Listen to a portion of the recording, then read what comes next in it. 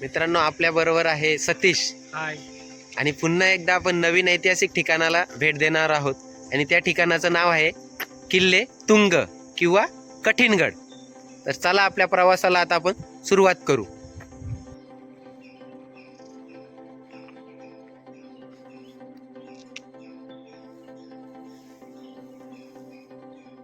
सुरुवातीला आपण इथे गाडी अशी पार्क केलेली आहे हनुमान मंदिराच्या इथे, आणि आता आपण हनुमंतरायांचं दर्शन घेणार आहोत आणि मग पुढे जाणार आहोत.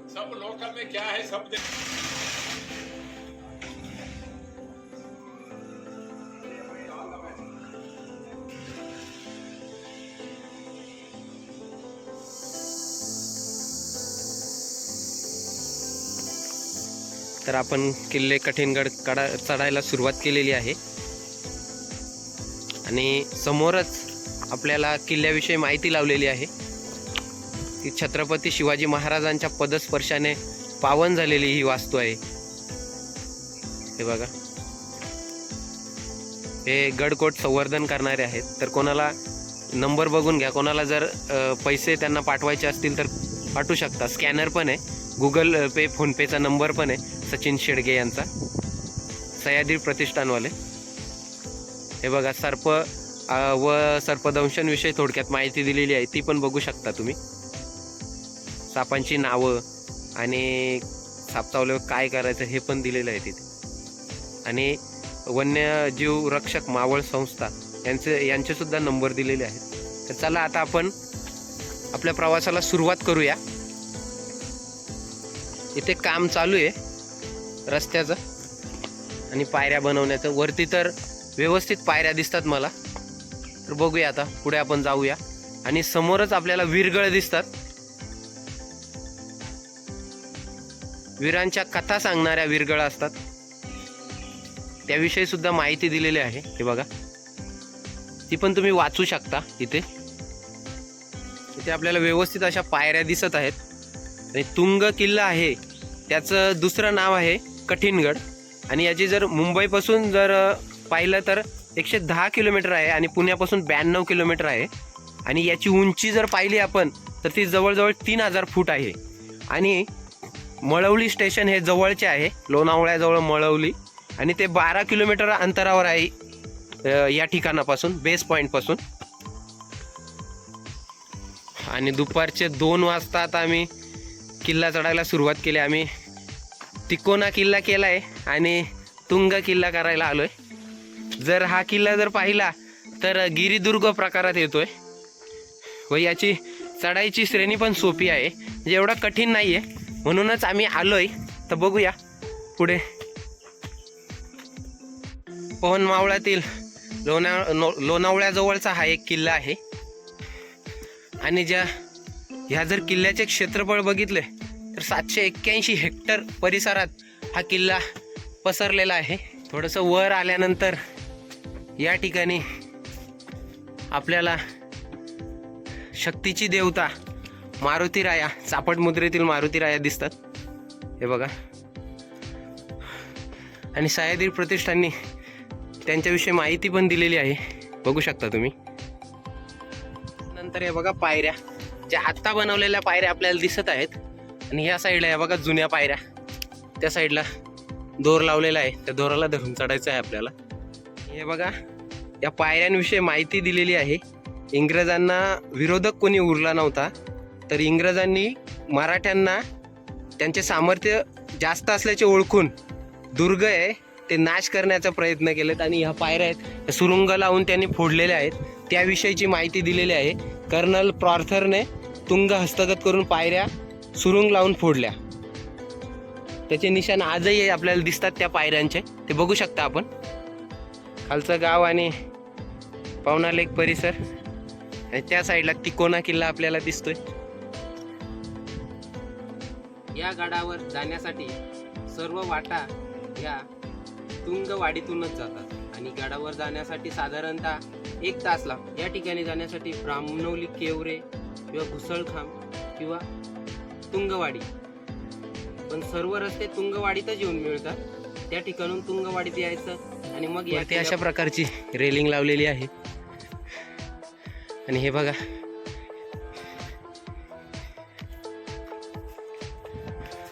या ठिकाणी मेटे आहे, हे रक्षकांना बसण्याची जागा आहे आणि पहारेकरांना बसण्याची जागा.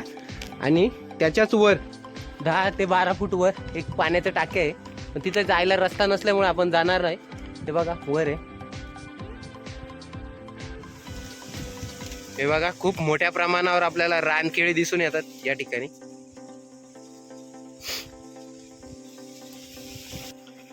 किल्ल्यावर जाण्यासाठी आपल्याला हा दरवाजा लागलेला आहे. वरचा भाग त्याचा ढासळलेला आहे, पण दरवाजाची अवस्था चांगली आहे. हे बघा,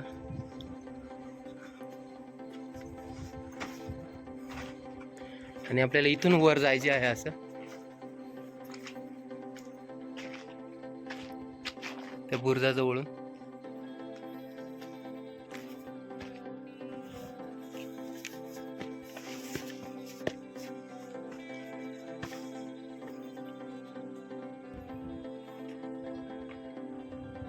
हे बघा, जिबी रचनेचे हनुमानद्वार आहे हे, ते बघू शकतो आपण.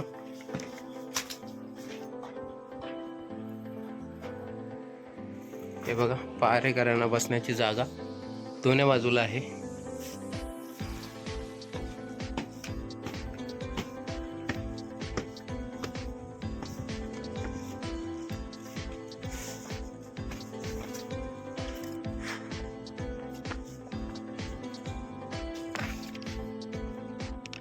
पवन मावळातील हा एक महत्त्वाचा किल्ला असून तो बोरघाट या व्यापारी मार्गावर लक्ष देण्यासाठी व हालचालींवर लक्ष ठेवण्यासाठी याचा उपयोग करण्यात येत असे. समोर आपल्याला श्री गणेशाचे मंदिर दिसत आहे.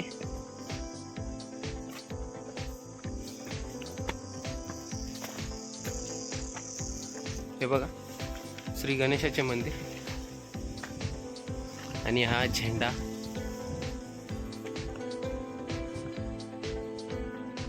ही बघा, ही मूर्ती आहे ना गणेशाची, ही उजव्या सोंडेची असून ती मूर्ती तळ्याशेजारील मूर्ती मध्ययुगात कुणी बसविली व त्याचे मंदिर कुठे होते हे प्रथम दर्शनी ध्यानी येत नसलं तरी येथील माचीवर कुठेतरी या गणेशाचं स्थान होतं हे निश्चित होतं. बहुतांश वेळी दुर्गावर शक्ती देवता असतात, मात्र त्या बुद्धीची देवता श्री गणेश यांचे मंदिर स्थापन करण्यात आलेले आहे.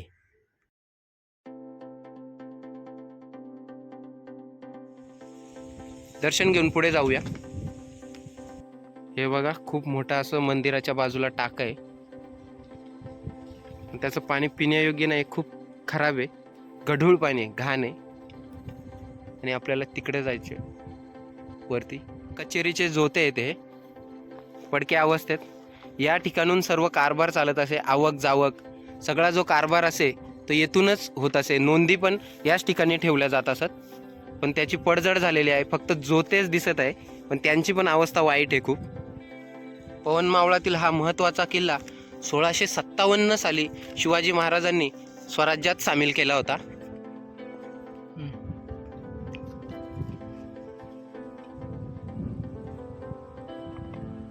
सुरक्षेच्या कारणासाठी नेताजी पालकर यांना या किल्ल्याची किल्लेदारी देण्यात आली होती 1660 साली.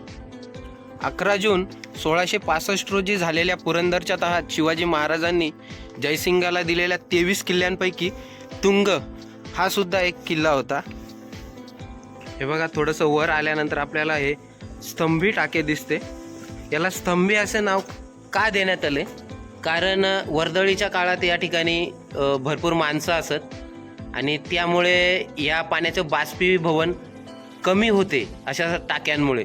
त्यासाठी असे टाके बनवण्यात येत असत, त्याला स्तंभी टाके असे म्हणतात.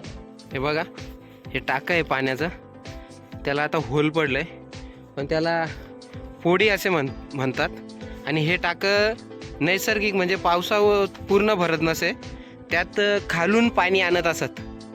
सैन्य हे खालून पाणी आणून ते भरत असत आणि त्यासाठीच त्याला पोडी असे म्हणतात.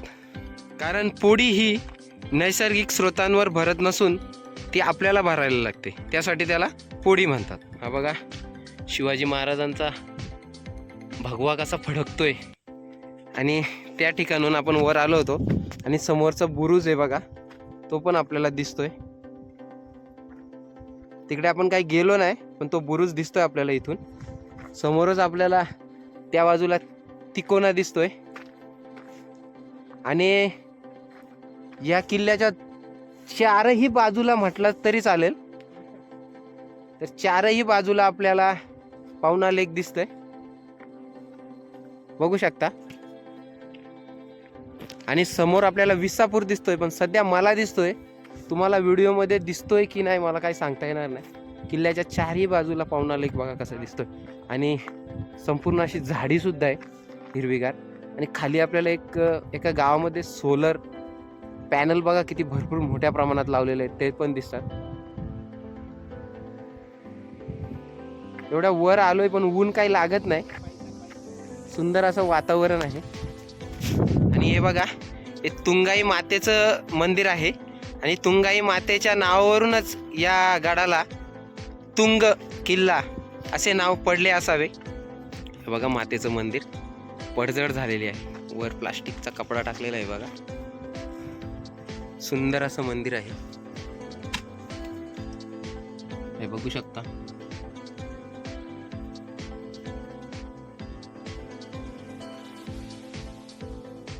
जर आपण इथे आलात तर आपण रात्री या मंदिरात 2 जण झोपू शकतो, पण त्यापेक्षा जास्त नाही. आणि खालच्या मंदिरांच्यात मारुतीच्या मंदिरात 10 ते 12 जण झोपू शकतात. आणि गणपतीच्या मंदिरात 2 जण झोपू शकतात. आणि भैरोबाचं मंदिर आहे तिथे पण 2 ते 3 जण झोपू शकतात. तर अशी आपली म्हणजे सोय होऊ शकते. 11 जून 1665 रोजी झालेल्या पुरंदरच्या तहात शिवाजी महाराजांनी जयसिंगला दिलेल्या 23 किल्ल्यांपैकी तुंग हा एक किल्ला होता. पुरंदरच्या तहानंतर 18 जूनला कुबात खानाने हलाल खान व इतर सरदारांबरोबर या किल्ल्याचा ताबा त्याने घेतला. फायनली आपला किल्ला बघून झालेला आहे आणि आता आपण परतीच्या प्रवासाला सुरुवात केलेली आहे. जास्त काही बघण्यासारखं नाहीये, पण इतिहासाच्या दृष्टीने खूप महत्त्वाचा किल्ला होता, आजूबाजूच्या प्रदेशावर लक्ष ठेवण्यासाठी. हा बघा, हा जो दरवाजा आहे हा गोमुखी दरवाजा आहे, बघू शकता.